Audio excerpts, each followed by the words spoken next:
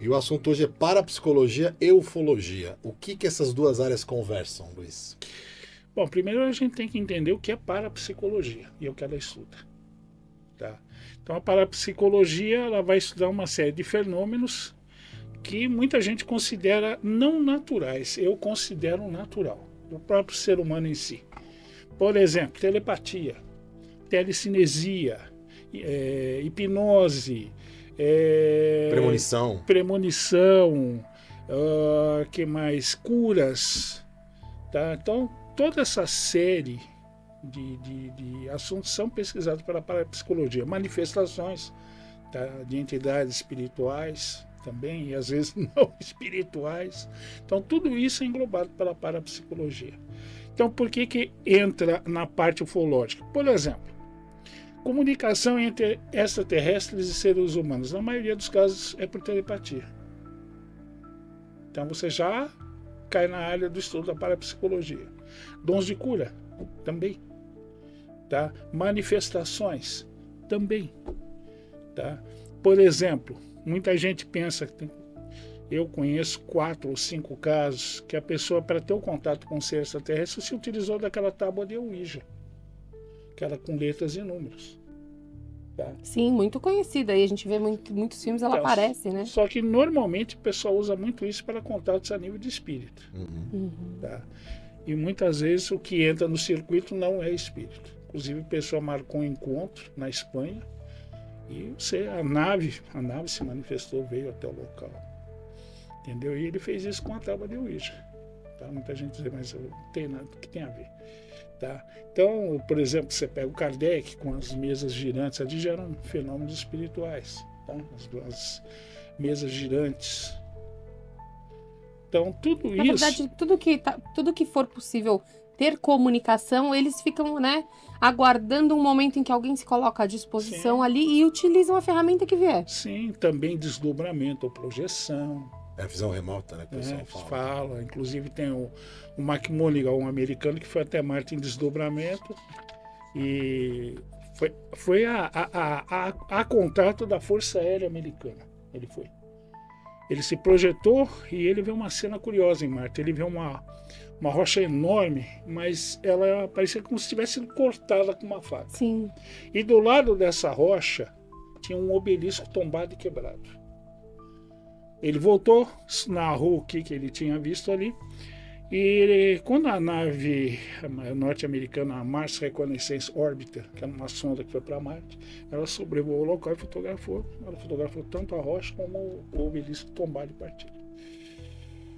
Ou seja, a NASA sabe que lá já teve vida. Sim, Isso aí não tem a dúvida disso. Não é um efeito natural da natureza que cria esse cenário. Imagina, né? Se o vento vai esculpir um obelisco. Quer dizer, está documentado, já está aprovado, mas ainda não existe leis, né, que possam explicar. Então o pessoal, inclusive o General Showa, né, falava que era uma paraciência, meio que de uma forma apimentada, né? Ele falava assim, uma paraciência. Porque tem muita gente que não aceita a parapsicologia, diz que não é ciência. Inclusive na Universidade de Moscou fizeram várias experiências com telepatia. E eu achei muito interessante o seguinte, que num dos experimentos, eles pegaram dois telepatas, eles colocaram os dois a milhares de quilômetros de distância, eles foram colocados em salas lacradas. Ou seja, elas tinham parede de chumbo, parede de concreto, e eles estavam dentro de uma gaiola de Faraday, para não entrar sinal de coisa alguma, e o outro a mesma coisa a 2, 3 mil quilômetros. E eles se comunicaram normalmente. Tá? Ou seja, as nossas ondas mentais não encontram barreiras físicas. A gente tem uma amiga que fala que ela desenvolveu, né, com o esposo dela. Infelizmente ele veio até a falecer e assim, ele já não se comunicava mais já no leito e eles ainda conseguiam se comunicar telepaticamente. Então ela desenvolveu, juntos eles desenvolveram uma maneira de se comunicar sem falar. Mas aí facilita. Por quê? Na telepatia Até um beijo, Simone, se estiver assistindo. Telepatia é provado que quando há algum tipo de elo mais forte, tipo pai e filho, mãe e filha, marido e mulher, dois amigos assim, muito ligados, muito fortes, é facilitada a comunicação telepática. Então, nesse caso, como eram marido e mulher, né? Então havia naturalmente uma facilidade. Que é uma afinização, né, no canal, né? Exatamente. Os canais ficam muito afinizados. Ficam equalizados. Tá? Descobriu a frequência, acabou, né? Sim. Porque é isso que precisa, talvez, né? Afinar aí a frequência Sim. entre os dois. Descobriu a frequência. Só que o pessoal lá em cima é melhor nessa área do que nós. Bem melhor. E aí, José? O que você, dentro das suas pesquisas, aí trouxe pra gente comentar sobre... Então, fala-se muito hoje chama-se parapsicologia de fenômenos psi, né? Aí tem uma série de classificação dentro desses fenômenos, né? Fenômenos psíquicos, por exemplo, telecinesia. Esse é um exemplo de fenômeno psíquico. Pré-cognição. Pré-cognição, né? Também, entendeu? A própria cura em si, né? A própria cura em si você pode considerar, porque é feito através de você. Você é vamos dizer, o fio condutor para que a coisa aconteça. E é muito comum, em caso de ufologia, as pessoas, depois de um contato, desenvolverem o dom da cura. Seja ela temporária ou definitiva. Olha só. E essa telecomunicação, essa telepatia, pode ser entre um ser humano e um extraterrestre Isso também? ocorre direto. Tá? Normalmente, se a gente for analisar a comunicação verbal, ela é extremamente limitada. Tá? Então, é mais fácil eu te passar um conceito, uma ideia, do que eu chegar e for tentar falar com você. Outra, tem a diferença de tecnologia, de ciência, uma série de coisas, para saber se você vai entender isso. Uhum. Entendeu? O cérebro precisa decodificar, né? Exato. Então, eu projeto na mente de vocês aquilo que eu quero. É como se você, em vez de falar pra mim, eu visse, né? Exatamente. Eu sentisse, eu entrasse em contato com a sensação que você está Sim. querendo me falar. Então, inclusive, muita gente, às vezes, quando algumas hipnoses que eu fiz, quando pessoas foram abduzidas, pessoas falavam, o ser falou comigo. E a primeira coisa que eu perguntava durante a hipnose, e a boca se moveu? A pessoa, não. Olha. É telepatia. Então, E é uma coisa que a pessoa nem presta atenção, né? A pessoa Quando pensa você que está questionava... conversando, né? E não está. Porque muitos não tem nem boca, né? Nem traço, né, Luiz? Tem um traço, mas ou então não falam, ou evitam falar. Então a comunicação para eles mais fácil é a telepatia, não é dúvida disso. E a gente não tem como não falar do General das Estrelas, né? Porque foi ele que tomou a frente desse assunto, né? E de outros assuntos, teosofia, Sim. contatos, né? O que você pode falar do que aconteceu em Alexânia? Bom, a Alexânia ocorre um contato numa fazenda, com o dono da fazenda. Então ele começa a ver sondas, naves ali, e o filho dele foi chamado até o local. Ele não foi só o filho, foi uma equipe. Era construída de médicos, advogados, engenheiros, uma equipe de alto nível. Políticos, aí eu já questiono um pouco, mas tudo bem. Mas gente de gabarito. E aí ele chamou o pai lá, ele falou, pai, está acontecendo isso, isso e isso. Tá acontecendo. A nave vem até aqui e tem contato com ele. E o General Shua foi para lá. Inclusive eles viram um dos contatos, né? A nave desce, tá? Só que o ser pediu ao dono da fazenda que as pessoas que iriam estar vendo o contato ficassem distantes, não se aproximassem. Então estava todo mundo de longe ali, né?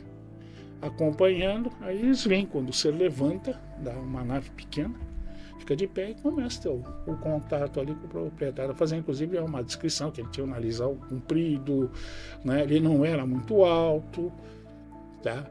Então ele tem o contato com o proprietário da fazenda, depois o contato cessa, né? A nave vai embora. Então todo mundo viu, tinha umas 20 pessoas vendo aquilo ali. Tá? Teve um outro caso que eles foram no local ali, eles viram a nave, eles viram uma luz subir, fazer uma curva e descer, como se fosse um U invertido. Tá? Um sinal deles. Como é que eu vou fazer isso com a luz? Tá? Fenômenos de névoas luminescentes que surgiam ali perto do grupo. Então existe toda uma série de eventos que ocorreram na Alexânia. E foi aquilo que eu te falei antes da entrevista. Né? O General Shua passa por uma experiência interessante. Ele está ali conversando com o pessoal do grupo e um dos membros do grupo sabia que ele era sensitivo e tal. Ele falou, Shua, você não quer sair aqui da fazenda e dar uma circulada aqui para ver se você pressente alguma coisa? Ele falou, tudo bem. Ele pegou e saiu. Ele estava a uma certa distância da fazenda e falou, peraí, eu estou aqui sozinho, não conheço a região, é noite. não tenho uma arma comigo, se vier uma onça, alguma coisa, eu faço o quê? Uhum. Logo em seguida ele percebe que tem uma luz ali para próxima, ele vê a materialização do mentor dele, o El Moriá, que ele fala. E o mentor chega para ele e fala o seguinte, ele fala, olha, Exu, você está aqui de propósito, você não está aqui acidentalmente, e sua missão é anotar tudo que acontecer aqui e divulgar para a humanidade isso. Daí vai sair os livros dele. Então, ou seja, aquela civilização que estava indo lá tinha como missão também chamar a atenção da humanidade. Ou seja, todas as pessoas que presenciaram tinham uma função importante Sim. ali naquele momento, Sim. né? Inclusive eu narrei semana retrasada um caso com aquele médico norte-americano. Eu não vou lembrar o nome dele agora. Bom, ele vai com um grupo ali no México. Ele tem contato com seres ali. Ô Cristo, eu tô vendo o rosto da pessoa e não lembro o nome. Vou aproveitar para mandar um beijo aqui para a Kimi Fujita, que está acompanhando.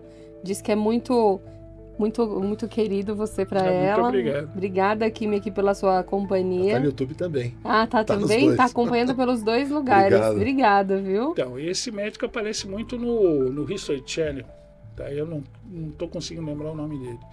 E naquele experimento, os seres se manifestam para eles. Inclusive, ocorre um fenômeno muito ligado ao espiritismo. O companheiro do médico, ele havia ingerido uma quantidade de alimento muito grande e muito pesado. Provavelmente carne, alguma coisa. E ele começa a passar muito mal. E um dos seres falou o seguinte, falou, olha, o alimento não está favorecendo. Você está muito contato. denso, né? Exato. Logo em seguida ele vomita tudo. Aí ele começa a se sentir melhor. Aí começa a fluir a comunicação. Isso é muito comum quando você vai num trabalho espírita, que eles pedem para você não consumir alimentos pesados. Sim, a gente sabe que Nem carne algumas também, religiões têm preceitos também, onde você não come certos alimentos para poder Exatamente, trabalhar. Exato. Então, eles só não se tornaram visíveis, porque aí eu acredito que eram seres extradimensionais, porque eles falam que estavam com dificuldade de se tornar materiais na nossa realidade.